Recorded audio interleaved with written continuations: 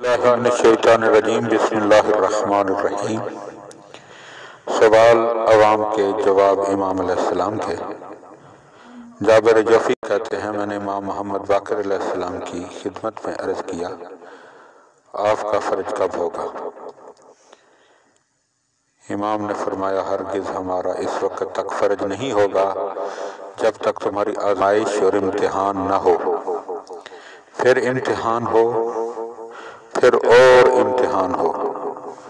آپ نے یہ بات 3 مرتبہ دہرائی اور فرماتے ہیں کہ یہاں تک کہ آلودگی دور ہو جائے اور پاکیزگی رہ جائے۔ ابوالجارود کہتے ہیں میں نے امام محمد باقر علیہ السلام سے گزارش کی مجھے نصیحت فرمائیں۔ امام علیہ السلام نے فرمایا تجھے نصیحت کرتا ہوں کہ پرہیزگار بن جاؤ، اور جب یہ لوگ لشکر سازی کریں تو تم گھر میں بیٹھے رہو اور ہمارے قیام کرنے والے لوگوں سے دور رہو، کیونکہ نہ تو ان کا قیام کوئی مضبوط بنیاد رکھتا ہے اور نہ ہی ان کا ہدف اور مقصد روشن اور واضح ہے۔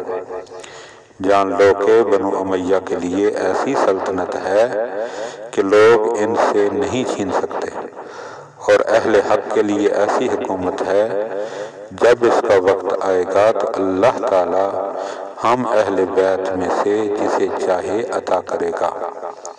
تم میں سے جو بھی اس دور میں ہوگا وہ ہمارے نزدیک اس کا بلند مقام ہوگا، اور اگر وہ اس سے قبل فوت ہو جائے تو آخرت میں اللہ تعالیٰ اس کا کام درست کر دے گا۔ جان لو کہ جس گروہ نے بھی دفع ظلم اور دین کی عزت اور سربلندی کے لیے قیام کیا مگر یہ کہ وہ مصیبت سے مارے گئے، یہاں تک کہ دوسرا گروہ قیام کرے جو جنگ بدر میں رسول اللہ صلی اللہ علیہ وآلہ وسلم کے ہم رکاب تھے، ان کے مقتول دفن نہیں ہوں گے اور ان کے جنازے زمین سے نہ اٹھائے جائیں گے اور ان کے زخمی لا علاج ہوں گے۔ میں نے عرض کیا یہ دوسرا گروہ کون لوگ ہیں؟ امام علیہ السلام نے فرمایا ملائکہ۔